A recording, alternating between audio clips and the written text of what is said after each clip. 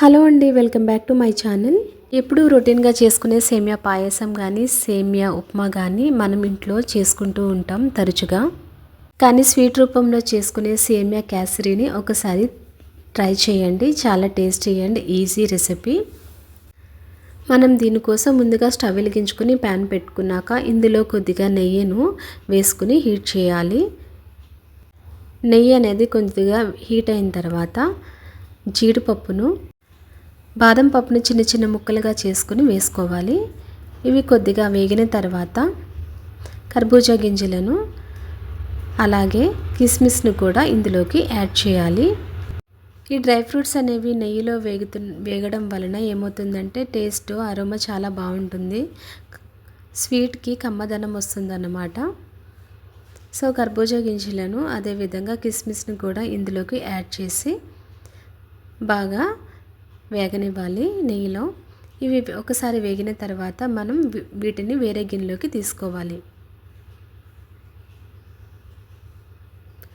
వీటినన్నిటిని కూడా వేరే గిన్నెలోకి తీసుకున్నాక అదే ప్యాన్లో కొద్దిగా నెయ్యి వేసుకొని 1 కప్పు సేమియాను ఇందులోకి యాడ్ చేయాలి. 1 కప్పు సేమియాని ఇందులోకి యాడ్ చేసి వీటిని కూడా బాగా వేగనివ్వాలి. వన్స్ ఇవి వేగిన తర్వాత 1 కప్పుకి 2 కప్స్ వాటర్ పోసుకోవాలి. లైట్ గోల్డెన్ బ్రౌన్ కలర్ రాగానే మనం ఇందులోకి 2 కప్స్ వాటర్ని యాడ్ చేయాలి.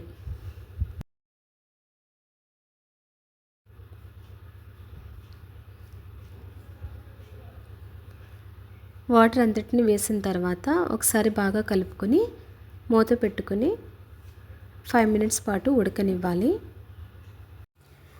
ఈ సేమియా అనేది బాగా ఉడకడానికి మ్యాక్సిమం 5 to 7 మినిట్స్ పడుతుందండి. మూత పెట్టుకుని ఉడికించుకోవాలి.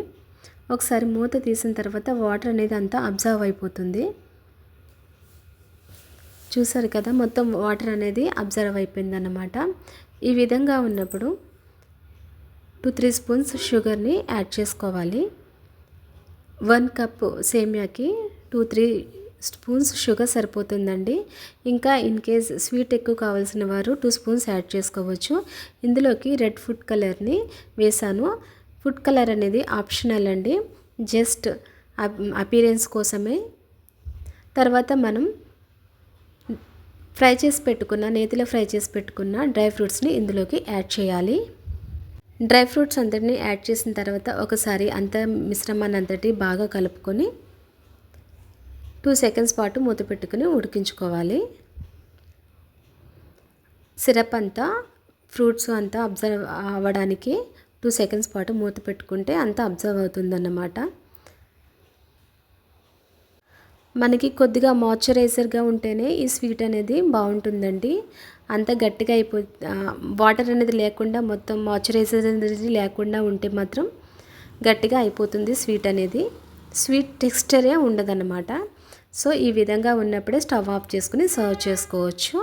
ఎవరైనా గెస్ట్లు వచ్చేటప్పుడు మనం ఈ స్వీట్ని చేసి వాళ్ళకి సర్ప్రైజ్ చేయొచ్చు. Thanks for watching. Please subscribe my channel.